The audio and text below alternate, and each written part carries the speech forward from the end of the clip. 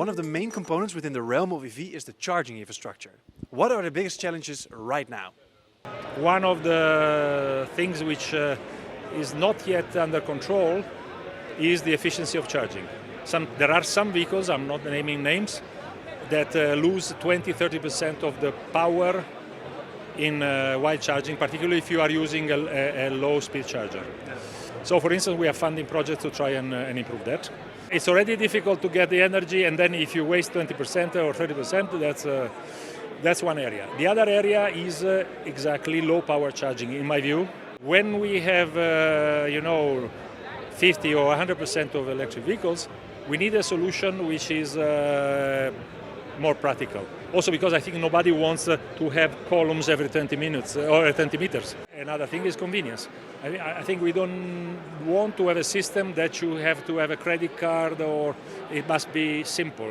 So we have projects in 23, I think, on this, and it's really to think what will be the charging, the on-street charging in 5-10 years when there will be much more vehicles.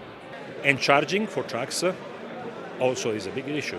I mean, we're talking about megawatts in one point. I think the biggest challenge is, for one, it's still data transparency. Everyone's super protective of their data, where in fact it's ridiculous to be very, very guarded around that, right? If you would open a shop, you wouldn't keep your opening hour secret, or the location of your shop secret, right? Or the price of what you're selling in that shop secret. Everyone is still sort of busy fighting over the crumbs in this industry. Well, I think everyone should be focusing on making the pie a hell of a lot bigger for everyone.